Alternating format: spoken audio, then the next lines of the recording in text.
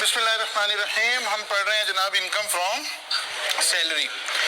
Actually heads of income का जिक्र हो रहा है जो कि सेक्शन 11 में हेड्स ऑफ इनकम आ रहे थे। कितने हेड्स ऑफ इनकम आ रहे थे? 5।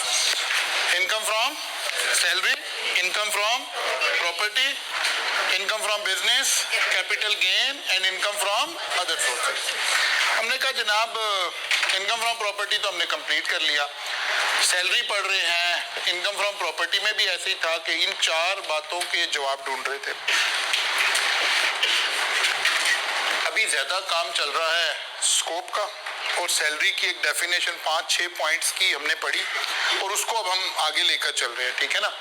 सैलरी रिसीट बेसिस पर टैक्स हो रही थी और उसके बाद सैलरी का पहला पॉइंट था कि एनी पे, वेज, रिन्यूमरेशन ये सब कुछ सैलरी में आ जाएगा। और उसके बाद दूसरा पॉइंट था कि any perks whether convertible into money और नॉट। अब पर्क्स की कैलकुलेशन हमने सारी पढ़ ली है। पर्क्स सारे डील हो रहे थे सेक्शन 13 में और कुछ जगह पर कहीं कोई बारीकी की बात आ रही थी तो रूल भी साथ अटैच हो गया था, जैसे कन्वेंस में रूल आ गया, ठीक है ना। पर्क्स मोटे मोटे हमने कौन कौन से पढ़े हैं?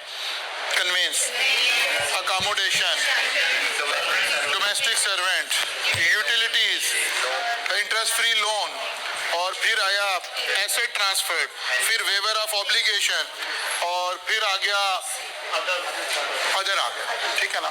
इस तरह से मोटी मोटी बातें सर। इन सारों को कैसे convertible into money, annual salary में क्या ऐड होना है, ये बात हम सीख चुके हैं।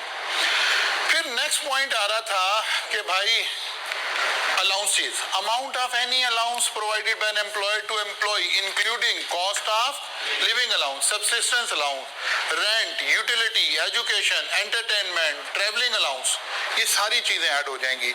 लेकिन फिर एक बात लिखी हुई थी कि but shall not include any allowance solely expended in performance of employees duty of employment। अब यहाँ एक फटा पड़ गया कि पता कैसे चले कि कौन सा सोली है और कौन सा सोली। उन्होंने कहा यार या तो सादा लिखा हो कि सोली तो हम समझ जाएंगे, या फिर हमें बताया कि एक्सप्लेनेशन ऐड की लॉ ने।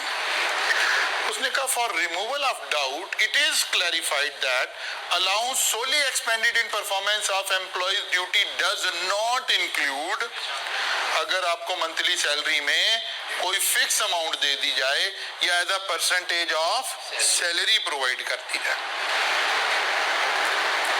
सोली का मतलब है एक्चुअल एक्सपेंडिचर पे किए जाएं, एक्चुअल एक्सपेंडिचर पे किए जाएं। और अगर एक्चुअल एक्सपेंडिचर ना पे किए जाए, आपको कहा जाए यार अब जो भी खर्चा होगा ना वो तुम कर लेना, हम आपको सैलरी का 20% दे देंगे। अब ये उसकी डेफिनेशन से निकल गया, अब तो ये अलाउंस बन गया और अलाउंस के स्टाइल में टैक्स हो जाएगा। फिर दूसरा point, allowance which is not wholly exclusively necessarily और actually spend on the behalf of employ. मतलब कहते हैं कि एक बंदे को कराची भेजा, उसको कहा यार 5 लाख रुपए आपको अलाउंस मिलेगा, ये इतने दिन आपने कराची रहना है, ये आपका ट्रेवलिंग है, फुला है फुला है। वो कहते हैं उसमें से 4,10,000 रुपया खर्च हुआ। इसका मतलब है 90,000 का जिक्र हो रहा है इस पॉइंट नंबर 2 में, ये सैलरी में ही ऐड होगा। Allowance which is not wholly exclusively necessarily और actually spend on behalf of employer. Employer ने आपको कहा यार 5 लाख लो, आपने टूर इसके अंदर मैनेज करना है, आप जरा आराम से अच्छे तरीके से चले, आपने थोड़े पैसे बचा लिए, ये वाला लग गया not spend on behalf of employer. तो जो बचत आपने की है वो बचत आपकी सैलरी में ऐड होगी। हाँ, 4,10,000 तो होली एंड एक्सक्लूसिवली स्पेंड हो गया ना, 4,10,000 तो होली एंड एक्सक्लूसिवली स्पेंड हो गया है, उसका तो कोई जिक्र नहीं। आप ये टैक्स अथॉरिटी रिकंसाइल कर लेती है। असल में ऐसे समझे कि हम ना अभी उसूल पढ़ रहे हैं, ठीक है ना, अभी उसूल पढ़ रहे हैं। जब कोई बंदा निर्गे में आया होता है ना, फिर तो उसे छानने में से गुजार लेते हैं, वरना कोई बात नहीं है, ठीक है, किसे पता चल रहा है क्या हो रहा है, कुछ पता नहीं चल रहा। लेकिन जब किसी बंदे का केस खुल जाएगा तो फिर एक एक चीज को देख लेंगे, ठीक है ना। अब थोड़ा आगे चलेंगे ना तो आप देखेंगे कि मिजाज क्या है। टैक्सेशन अथॉरिटी ने अपना एक खौफ क्रिएट करना है, अपने डेटरेंस मेंटेन करनी है कि लोगों को पता है फिर मैं ऐसे पकड़ा जाऊंगा, तो फिर लोग नहीं करेंगे। हर बंदा पकड़ा नहीं जाएगा। हम सब लोग रात को सोते वक्त घर के मेन डोर को लॉक करके सोते हैं, हो सकता है पिछले 25 साल से कोई चोर आया ही ना हो, लेकिन हम लॉक करना नहीं छोड़ते हैं, इसे कहते हैं डेटरेंस मेंटेन कर, ठीक है ना। तो यही वाली बात है, ये दो बातों से एग्जामिनर ने ट्विस्ट लेना है। एक बात याद रखें, जहां कोई एक्सेप्शन आती है ना, या जहां कोई वो जो हमें एक डायलॉग बार बार बोलते हैं क्या लिखा है क्या नहीं लिखा, क्या लिखा है क्या नहीं लिखा, सारा थ्रिल इसके अंदर मौजूद है, सारा एग्जामिनेशन सवाल इसके अंदर मौजूद है। एग्जामिनर ने जब ट्विस्ट लेना है तो ये नहीं लिखना उसने एक्सेप्शन, यहां से उसने कहना है, पहले उसने क्रिएट कर देना है कि आपको लगे यार ये तो होली एंड एक्सक्लूसिवली है, लेकिन फिर इनमें से दो कोई एक सिचुएशन बनाएगा, जैसा नया ट्रेंड है बारीकी में एग्जामिनर चला जाता है।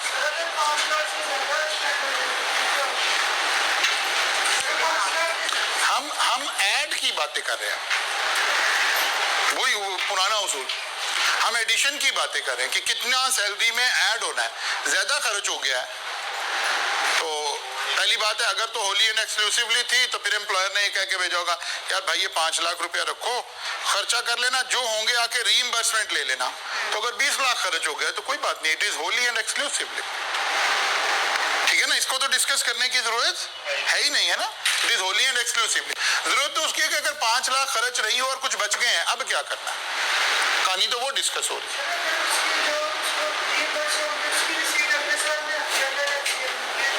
वो तो रिसीट बेसिस देखना है ना, रिसीट का कॉन्सेप्ट पढ़ लिया कैसे, if it is provided, it is actually received, it is applied on behalf of, वो तो पीछे ही हम रिसीट की डेफिनेशन उस पर अप्लाई करेंगे, वहां देखेंगे कि इस साल बनता है कि अगले साल बनता है, ठीक है ना। जब भी इशू ये क्रिएट होगा कि ये 2023 में लेना है कि 24 में लेना है, तो उस वक्त तो क्या अप्लाई करेंगे, the concept of receipt basis, when it is actually received, when it is applied on behalf, when it is made available। तो उसमें अगर एम्प्लॉय ने कहा भाई जो पैसे खर्च हुए आके ले लो, और आपने नहीं लिए हैं, तो मेड अवेलेबल की वजह से इस साल में आ गए, फिर वो कॉन्सेप्ट लगा रहे हैं। अच्छा जनाब, तो आजकल हम इसका जिक्र कर रहे थे, इसके अंदर हमने मेडिकल अलाउंस पढ़ा, ठीक है ना। इसके अंदर हमने कल कुछ छोटी छोटी बातें की, और फिर हमने एक सवाल को भी थोड़ा सा बुनियाद बनाया, और थोड़ी यहां तक की चीजों की हमने थोड़ी सी प्रैक्टिस कर ली थी। अच्छा जी, नाउ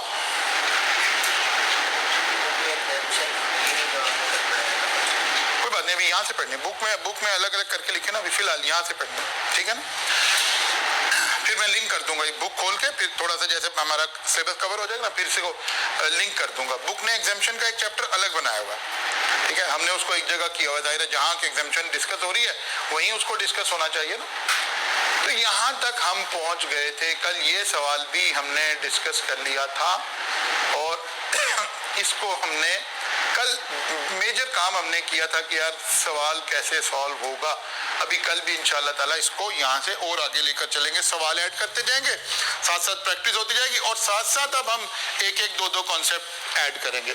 जैसे यार कुछ फंड और रिटायरमेंट बेनिफिट्स और इनका जिक्र आने लगा। Retirement benefit scheme, retirement benefits generally include payment on account of gratuity, provident fund, golden shake hand scheme. ये लफ्ज कहीं पीछे इस्तेमाल भी हुए थे, और हमने कहा था यार आगे चलेंगे तो अप्रोप्रिएटली इस्तेमाल हो जाएंगे। Golden shake hand scheme, employees are encourage to retire voluntarily against, कि यार आप 20 लाख रुपया ले ले, रिटायरमेंट अभी ले। ये हम आम तौर पर वहां अप्लाई करते हैं जब गवर्नमेंट कोई अपना इदारा प्राइवेटाइज करना चाह रही हो ना, जैसे गवर्नमेंट चाहे कि यार पीआईए से हमारी जान छूट जाए, तो जब आप कोई इन्वेस्टर लाते हैं ना, तो आप कहते हैं यार 50 सालों से आप पीआईए में सियासी बुनियादों पर भर्तियां किए जा रहे हैं, जहाज आपके पास नहीं है, पैसेंजर आपके पास नहीं है, बस एक ही चीज है, एम्प्लॉइज। और दूसरी बात है आपने एम्प्लॉइज की यूनियंस बना सकती है अंदर, तो हम तो इतना पैसा अरबों रुपया लगाएंगे तो हमारा जनाजा निकाल देंगे आके। आप ऐसा करें, हम पीआईए खरीद लेते हैं, कोई बताए 25 करोड़ आवाम की एयरलाइन, ये कोई बुरा सौदा नहीं है, लेकिन आप ऐसा करें इसके 60% एम्प्लॉइज की कराएं छुट्टी, ये 40% एम्प्लॉय से होगा, ऑपरेशन चलेगा, लेकिन ये 60% एम्प्लॉय फारिग करके फिर बेचें, फिर हम खरीद लेंगे। मैनेजमेंट कहती है यार नहीं ये काम मैंने करना है, ऐसे ही करना है। अब इन एम्प्लॉइज को हम गोल्डन शेक हैंड ऑफर कर रहे हैं कि यार आप क्यों जुड़े हुए हो, आप ये सोच रहे हैं यहाँ से रिटायर होऊंगा, रिटायरमेंट बेनिफिट मिलेंगे, वो कहते हैं यार अभी ले लो benefit. This is called golden shake hand scheme. Employees are encouraged to retire voluntarily against payment। इन तीनों बातों को हम किस हेड में पढ़ना चाह रहे हैं? Retirement benefit scheme. Now gratuity, gratuity कहते किसको? It is a lump sum amount of money payable to worker on leaving service through retirement, death और टर्मिनेशन ऑफ सर्विस। कोई बंदा जॉब छोड़ रहा है, अपनी सीट खाली कर रहा है, वो कह रहा है तीन ही सोर्स हो सकते हैं ना, या तो उसकी जॉब कंप्लीट हो गई या रिटायर हो रहा है, या खुदा ना खास्ता डेथ हो गई है, या हमने उसको निकाल दिया, टर्मिनेट कर दिया। वो कहते हैं उस वक्त जो लमसम पेमेंट मिल रही है one off, it is a lump sum amount of money payable to worker based on salary and period of service. आपको समझाने के लिए कह रहा हूं जैसे किसी कंपनी में ग्रेजुएटी की कैलकुलेशन ऐसे होती हो कि यार आपकी लास्ट ईयर की सैलरी को, या ऐसे कि आपकी लास्ट ईयर की सैलरी, लास्ट मंथ की सैलरी का 10% लेंगे और जितने साल आपने हमें सर्व किया होगा उससे मल्टीप्लाई करेंगे, ये आपकी एंटाइटलशिप निकल आएगी। कोई भी वर्किंग, आमतौर पर इसकी कैलकुलेशन ऐसे हो रही होती है, इसीलिए based on salary and period of service. अब एक आदमी 60 साल बाद रिटायर हो रहा है, एक आदमी 20 साल सर्विस करके जा रहा है, एक 25 करके जा रहा है, एक 10 करके जा रहा है, तो सबकी ग्रेजुएटी अलग अलग बन जाएगी। Gratuity is actually a benefit for service rendered in past. अच्छा जनाब, अब आ गया जी इसकी टैक्स ट्रीटमेंट। ये तो हमने समझा ग्रेजुएटी होती क्या है, पता चला यार ये एक लमसम पेमेंट है जो एम्प्लॉय को हम देते हैं। वो कहता है असल में तो टैक्स ट्रीटमेंट बताओ क्या है। वो कहता है जो गवर्नमेंट एम्प्लॉयज है ना, सरकार के मुलाजिम हैं, उनकी एग्जेम्प्ट है। अब एक सोचने वाली बात है कि क्यों एग्जेम्प्ट है। वो कहते हैं ग्रेजुएटी होती क्या है? Gratuity is actually a benefit for service rendered. तो गवर्नमेंट एम्प्लॉय ने तो सर्विस दी कोई नहीं है बात समझ आई है ना। वो कहते हैं इसलिए भाई तो सर्विस रेंडर्ड है, इसलिए आपकी एग्जेम्प्ट हो गई है। यही ना लिखा ना, ठीक है ना, क्योंकि गवर्नमेंट लेजिस्लेटर आमतौर पर, बड़ी मजेदारी की बात है, लेजिस्लेटर आमतौर पर हम प्राइवेट मुलाजमीन को टैक्स चोर तस्वुर करते हैं। FBR हमें टैक्स चोर तस्वुर करता है और अपने एम्प्लॉयज को इंतहाई ईमानदार, मुत्तकी, परहेजगार, जुनैद बगदादी समझता है। उनकी चीजें एग्जाम कर देता है और हमारे ऊपर टैक्स लगा देता है। हालांकि सारे रिश्वतखोरी हैं सारे मुल्क का जनाजा इन्होंने निकाला हुआ है, सारे मुल्क के बेड़ा गर्क के जिम्मेदार सरकारी मुलाजिम है, ठीक है ना। वो तो सरकारी मुलाजिम नहीं, वो तो सरकार है, ठीक है ना हम उन्हें सरकारी मुलाजिम नहीं तस्वुर करते, उन्हें तो हम सरकार तस्वुर करते हैं। समझ लगी है ना, वरना बंदा लेक्चर नहीं दे सकता, प्रेस कॉन्फ्रेंस ही दे सकता है, ठीक है ना। हम अभी लेक्चर देना चाहते हैं। अच्छा जी, गवर्नमेंट एम्प्लॉइज फुली एग्जेम्प्ट। इसका मतलब है अगर सिर्फ ये बता दिया जाए कि ये ग्रेजुएटी गवर्नमेंट एम्प्लॉय ने ली है तो ये सैलरी में ऐड नहीं होगी। Gratuity fund approved by commissioner inland revenue. अब ये आ गया कि गवर्नमेंट मुलाजिम नहीं है, राइज जो है वो ग्रेजुएटी फंड बनाना चाहता है, लेकिन इसकी अप्रूवल कहाँ से करवाए? कमिश्नर इनलैंड रेवेन्यू से, तब भी फुली एग्जेम्प्ट हो गए। Gratuity scheme approved by board. अब आपको होता है आपका दो लोगों से वास्ता पड़ता है, जब जैसे अब हम कहें ना राइज जो है इसका ताल्लुक दो लोगों से, एज ए कंपनी दो लोगों से इसका ताल्लुक आएगा। एक इसका कमिश्नर होगा, ठीक है ना, जहां रिटर्न जमा होनी है, जहां सारा काम होना है, और एक बोर्ड आएगा। अब ये हायर अथॉरिटी है, ये सबऑर्डिनेट अथॉरिटी है, लेकिन यहाँ जो लॉ है उसका जो कॉन्सेप्ट है वो डिफरेंट है। वो कहते हैं यार ये वो बंदा है जिसके पास आपके सारे खाते, सारे रिकॉर्ड, सारी ईच एंड एवरीथिंग, हर साल की रिटर्न, सारा इसके पास जा रहा है। वो कहते हैं इससे अप्रूवल नहीं तो फुली एग्जाम्प्ट। अगर बोर्ड से एग्जेम्पशन लें तो फिर 3 लाख तक एग्जेम्प्ट है। अगर 3 लाख से ऊपर वाली आप किसी को कोई ग्रेजुएटी देंगे, मतलब किसी को 5 लाख मिली तो ऊपर वाले 2 लाख, अप टू का मतलब है 3 लाख एग्जेम्प्ट है, ठीक है ना। अप टू ने कॉन्सेप्ट क्या डाला, 3 लाख तक एग्जेम्प्ट है। एक बंदे को 7 लाख ग्रेजुएटी मिली है तो 4 लाख टैक्स होगी, 3 लाख एग्जेम्प्ट रहेगा। अच्छा, अब यहाँ 2 बातें देखनी है। दो एग्जामिनर यहाँ 2 तरह खेल सकते हैं आपके साथ। एक नॉमेनक्लेचर से, इसका नाम रखा है उसने ग्रेजुएटी फंड और इसका नाम रखा है ग्रेजुएटी स्कीम। अगर वो कहते हैं ग्रेजुएटी फंड तो आप हमेशा अज्यूम करेंगे इसका जिक्र हो रहा है, और एक का नाम रखा है ग्रेजुएटी स्कीम तो आप ये अज्यूम करेंगे, ठीक है ना। अच्छा, अगर ऐसा हो गया, अगरचे इसका चांस बड़ा कम है लेकिन हम स्टूडेंट लेवल पर, वो कहता है gratuity scheme approved by commissioner. अगर अप्रूविंग अथॉरिटी जो जिस आ जाए तो जो अप्रूविंग अथॉरिटी है फिर उसके हिसाब से ट्रीटमेंट करेंगे, फिर नाम छोड़ देंगे आप। ये बात समझ आई आपको। अगर अप्रूवल एक है, अप्रूविंग अथॉरिटी नहीं बताई उसने, नाम खाली यूज किया।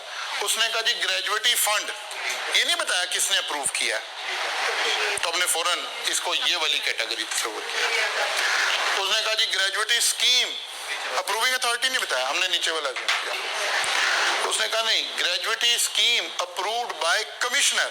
अब असल में तो एग्जामिनर को क्लासेस लेनी चाहिए, उसने गलत किया काम, लेकिन अब उसकी क्लासेस तो नहीं, फिलहाल तो आपने पेपर करना है। तो आप अगर अप्रूविंग अथॉरिटी आ जाए तो पहली प्रेफरेंस अप्रूविंग अथॉरिटी को देंगे। कमिश्नर है तो फुली एग्जाम, बोर्ड है तो वो कहते हैं gratuity fund approved by board.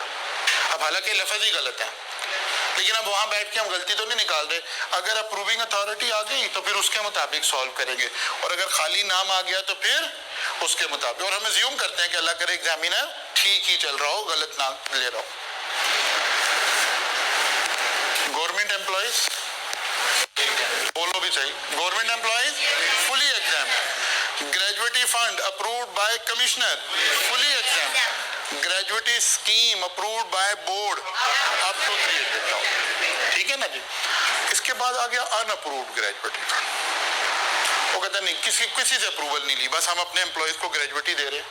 वो कहता है एग्जाम्प्ट अप टू 75,000 और 50% of the amount receivable whichever is lower, higher नहीं, विच एवर इज लोअर। क्या मतलब हुआ, एक एम्प्लॉय को आपने रिटायरमेंट के टाइम पर लमसम एक अमाउंट दी है लेकिन अप्रूवल किसी से नहीं ली। इसका मतलब है आप प्राइवेट इदारा ही है ना, गवर्नमेंट होते फिर तो अप्रूवल की जरूरत ही कोई नहीं थी, ठीक है। आपने उसको दिए हैं 5 लाख रुपया, अनअप्रूव्ड ग्रेजुएटी। वो कहता है क्या करो जी, एक लो 75,000, दूसरा लो 50%, 2,50,000, which ever is lower will be, इसमें से 75,000 एग्जाम्प्ट हुआ, ये माइनस कर दो, बाकी 4,25,000 सैलरी में ऐड कर दो।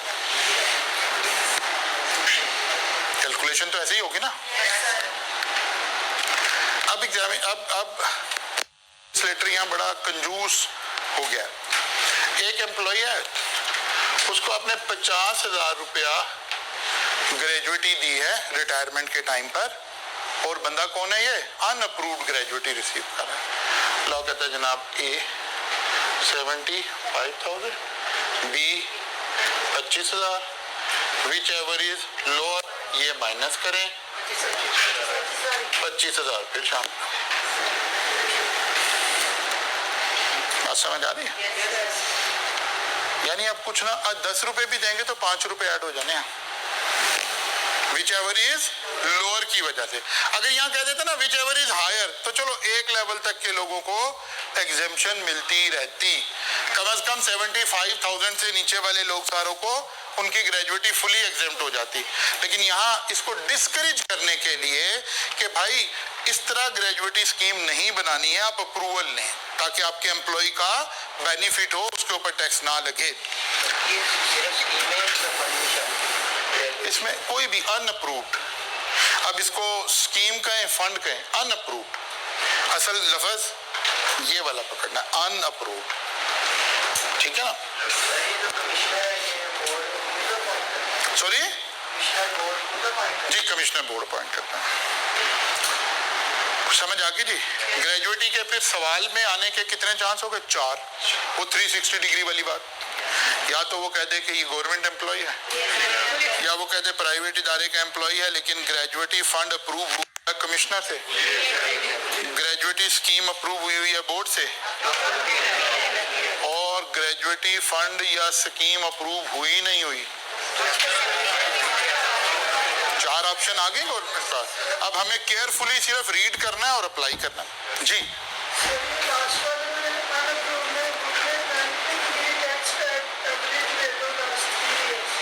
अभी सब्र कर देना,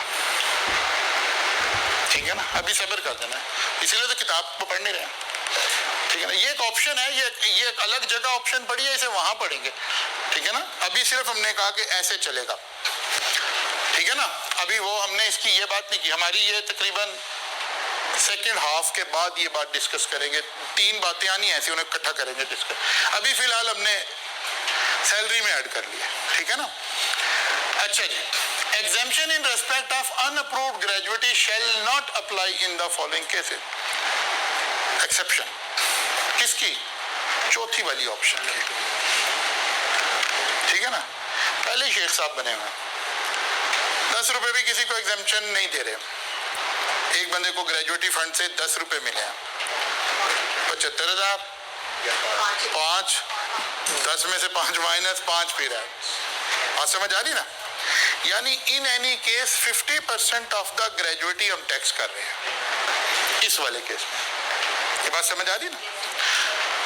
अभी तसल्ली नहीं हुई, इसके लिए और करें। Exemption in respect of gratuity shall not apply in the following cases. Any payment not received in Pakistan. एक बंदा रिटायर हुआ, रिटायर होके मुल्क से बाहर चला गया, उसके बच्चे कहीं बाहर थे, वो भी बाहर चला गया, दुबई चला गया। वहां बैठकर उसने कहा यार तुम ऐसा करो, मेरी ग्रेजुएटी यहीं भेज दो, ग्रेजुएटी नॉट रिसीव्ड इन। वो कहता जो 5 रुपए छोड़े थे ना वो भी नहीं छोड़ना, अब 10 के 10 पे टैक्स लगेगा। वो 75,000 मैक्सिमम थी ना लिमिट यहाँ पे। वो कहता अब ये भी नहीं अप्लाई होगा। Any payment received by a director of the company who is not regular employee of such company. Regular employee का मतलब executive director, ठीक है ना। वो कहता है ये कौन सा डायरेक्टर हो? नॉर्मल डायरेक्टर, नॉर्मल डायरेक्टर, ठीक है ना, या नॉन एग्जीक्यूटिव कह देते हैं जिसे।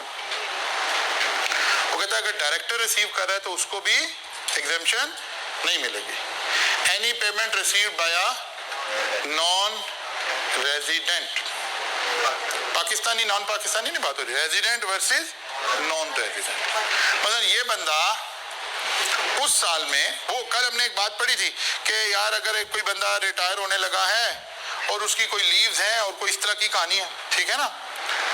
फर्ज करें इस साल कुदरती ऐसा ही है, इसके पास छुट्टियां वुट्टियां थी, मुल्क से बाहर ज्यादा रहा, इस साल रेजिडेंट नहीं है, रिसीव पाकिस्तान में कर रहा है, रिसीव पाकिस्तान में कर रहा है, तब भी इसको वो 75,000 वाली एग्जेम्पशन नहीं मिले। यानी eight the time of receipt, जिस साल आप रिसीव करेंगे उस साल आप रेजिडेंट हैं कि नहीं है। अगर नॉन रेजिडेंट है तो तब भी अनअप्रूव्ड ग्रेजुएटी आपको एग्जेम्प्ट नहीं होगी, 75,000 भी एग्जेम्प्ट नहीं होगी। Any gratuity receive by the employee who has already received any gratuity from the same और अदर एम्प्लॉय। 75,000 के पीछे 75 पॉइंट लिख दिए, ठीक है ना। लेकिन वो इसलिए मैं कह रहा हूँ शेख साहब की तरह प्रोविजन बनाई हुई। हाँ, एग्जाम में आप बड़े इंपॉर्टेंट है, ठीक है ना। आजकल एग्जामिनर बारीकी में जाता है तो आपको ये 4 बातें याद होनी चाहिए कि वो कौन से सर्कमस्टांसेस हैं जिसमें अनअप्रूव्ड ग्रेजुएटी जो है वो फुली टैक्सेबल हो जाती है। इसी साल की बात कर रहे हैं, पिछले कभी भी किसी और से कभी भी any gratuity received by an employee who has already received any gratuity from the same or, वरना अगर इस साल की होती तो आगे क्या लिखा होता? in the same year, in a tax year, कभी भी। अब एग्जामिनर क्या पूछेगा आपसे जी? under what circumstances unapproved gratuity scheme will be fully taxable? Number 1, received in Pakistan. Number 2, payment received by a director, not a regular employee of. अभी आप company law पढ़ेंगे ना कैप 7 में, वहां हम डायरेक्टर को 3 कैटेगरी में डिवाइड करते हैं.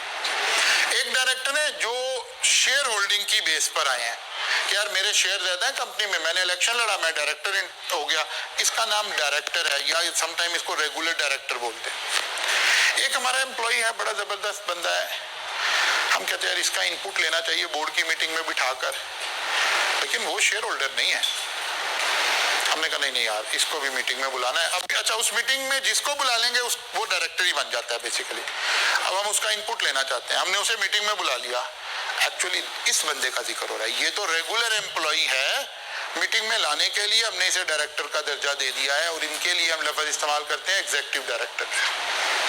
ये असल में एम्प्लॉई होते हैं. लीगल स्टेटस इनका कवर करने के लिए हम इन्हें डायरेक्टर बना लेते हैं. वो कह रहा है वो जो पहले वाला रियल डायरेक्टर है ना, जो ओनरशिप की बेस पर डायरेक्टर आया हुआ है, उसको एग्जेम्पशन हासिल नहीं है. Any payment receive by a director of the company who is not a regular employee of such company. इसका मतलब है ये बंदा एग्जीक्यूटिव डायरेक्टर नहीं है, डायरेक्टर है, इसको भी नहीं मिलेगी एग्जेम्पशन. तीसरी बात आ गई, payment receive bye non resident. अब ये सबके लिए जब आप जिस साल रिसीव कर रहे हैं उस साल अगर आप नॉन रेजिडेंट हैं तो तब भी आपको ये एग्जेम्पशन नहीं मिलेगी. और आखिरी बात आ गई, अगर आपने पहले कहीं से एग्जेम्पशन क्लेम कर ली हुई है, इसी एम्प्लॉय से या किसी और एम्प्लॉय से. क्लियर होगी बात जी? अच्छा जी. ग्रेजुएटी टैक्स होगी कैसे? 4 बातें थी. Government employee fully exempt, gratuity fund approved by commissioner fully exempt, gratuity scheme approved by board 300,000, और आखिरी आगे अनअप्रूव्ड ग्रेजुएटी 75,000 और 50%, विच एवर इज लोअर. ठीक हो गई बात? अच्छा, इसके बाद आ गया पेंशन. पहले तो समझ आए what is the difference between gratuity and pension. Gratuity lump sum एक पेमेंट मिलती है, वन ऑफ होती है. पेंशन सैलरी की तरह एक अमाउंट मिलती रहती है. ठीक है ना? Pension is a retirement plan that provide a monthly income in retirement. Pension received by the citizen of Pakistan from the former employer shall be exempt from tax, except where the person continue to work for the same employer or an associate of the employer. Where a person receive more than one pension, the exemption shall apply to the higher of such. अब pension के time पे ना government थोड़ा सा ना एक वो देख रही है, एक सोशल एलिमेंट दिख रही है.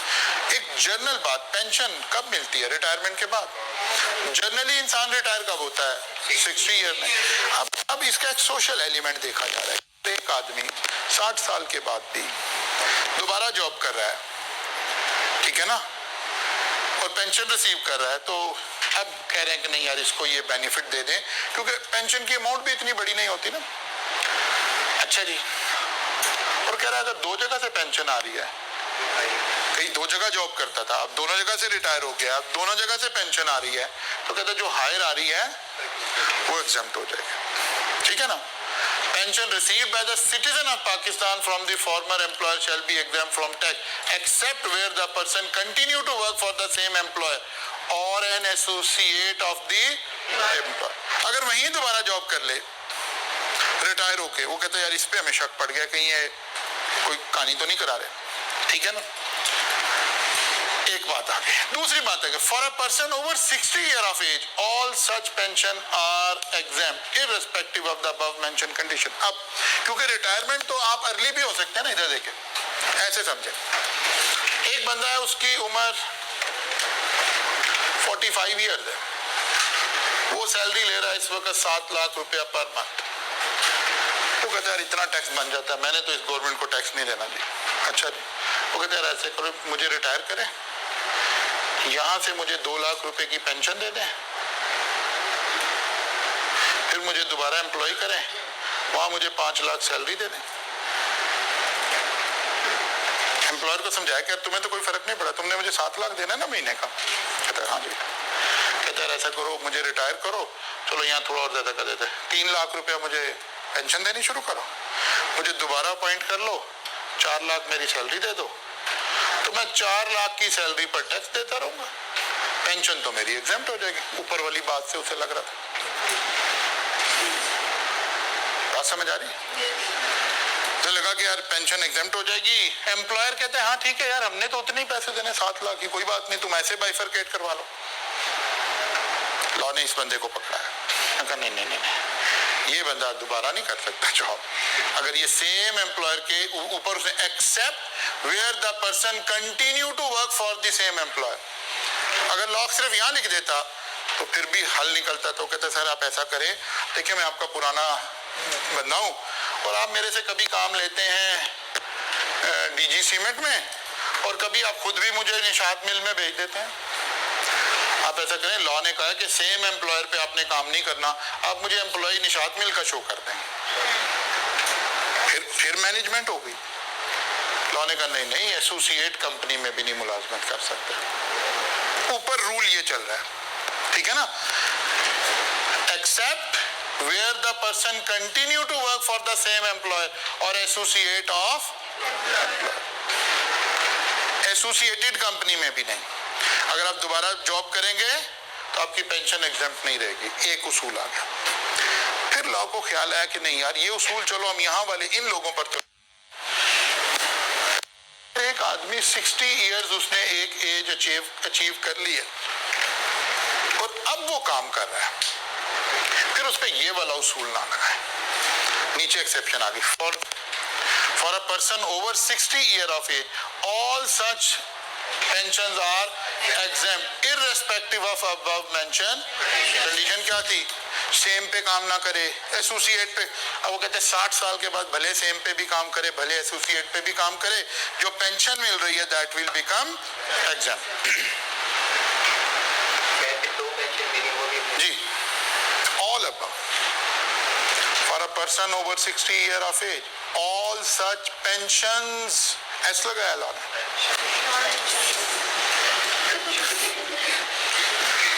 लॉ की यही तो खूबसूरती है, लॉ पढ़ेंगे तो समझ आएगी, लॉ को पढ़ना सीखेंगे तो पता लगेगा। All such pensions are exempt. बात समझ आई है? इसका मतलब दो वाली कहानी भी गई, एसोसिएट वाली कहानी भी गई, सेम एम्प्लॉयर वाली कहानी भी गई, बस आपकी उम्र 60 साल से ऊपर जानी चाहिए। ऑफ पाकिस्तान और फेडरल गवर्नमेंट और provincial government is exempt from tax. ठीक होगी बाजी? अब इसको तो पढ़ नहीं सकते, इसको तो नहीं पढ़ सकते। जो इस पेंशन पे टैक्स लगाएगा वो जान से जाएगा, तो इसलिए भाई पेंशन को ही एग्जाम करते, कोई हर्ज नहीं है, ठीक है ना। ओके आगे चलते हैं। पेंशन की थोड़ी सी समझ आ गई बात। वो कहते हैं अगर आर्म फोर्सेस के लोग हैं या फेडरल गवर्नमेंट के लोग हैं या प्रोविंशियल गवर्नमेंट के लोग हैं, यही तो असल हुक्मरान है हमारे, ठीक है ना। वो कहते हैं यार इन पे नहीं टैक्स वैक्स लगाना, इनके लिए तो मुल्क बना है जी। वो कहते हैं टैक्स लगाएंगे भी तो इन्हीं के पास ही चले जाना, तो लगाई ना, ठीक है ना। पेंशन आम आदमी कहता है जो गरीब आदमी है उसे पेंशन मिल रही है, पेंशन एग्जेम्प्ट है। एक शर्त है, दोबारा उस एम्प्लॉयर के पास या एसोसिएट के पास काम ना कर रहा हो। फिर वो कहता है लेकिन अगर 60 साल की उम्र के बाद ये हो रहा है तो भले दोबारा भी काम कर ले, भले सेम एम्प्लॉयर के पास भी काम कर ले, भले दो पेंशन आ रही हो, एग्जेम्प्ट है। और फिर आ गया गवर्नमेंट एम्प्लॉयज की पेंशन एग्जेम्प्ट है, भले 40 साल से कम वाली भी हो, जो मर्जी हो, ठीक है ना।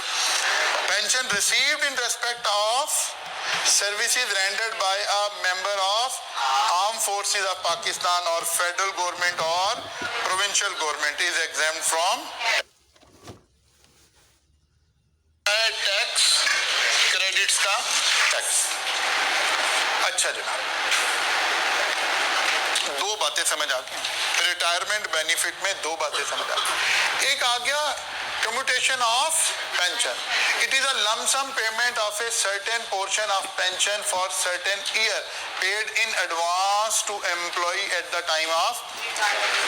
वो कहते हैं जैसे हमने ग्रेजुएटी दी है ना, एक लम सम पेमेंट, एक एक बंदे की पेंशन है, हमने उसमें से भी ना कुछ पेंशन की एक अमाउंट एडवांस में दे दिया ताकि जरा ये बंदा रिटायर हुआ है, इसे अपना कोई छोटे छोटे मामला कुछ देखने हैं तो कुछ पैसे आ जाए। ग्रेजुएटी भी इसी मकसद के लिए है, बाकी रिटायरमेंट बेनिफिट भी इसीलिए।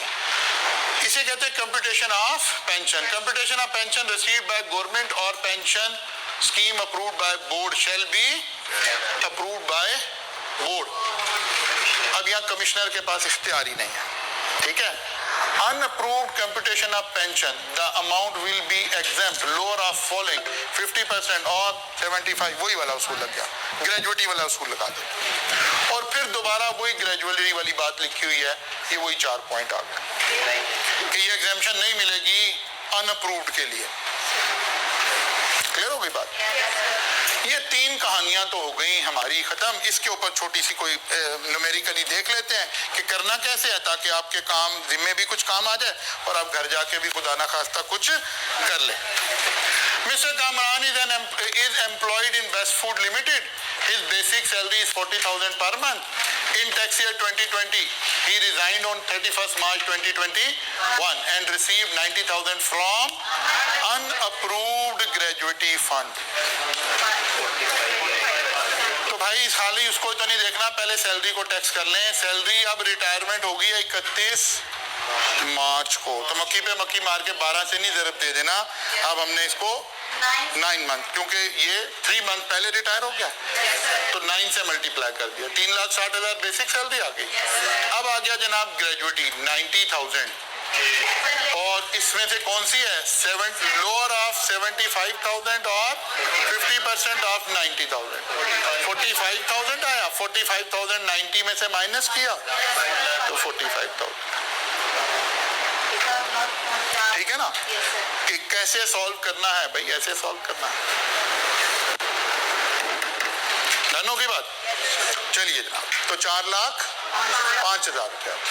अच्छा जी, इसके बाद आ गया प्रोविडेंट फंड। Provident fund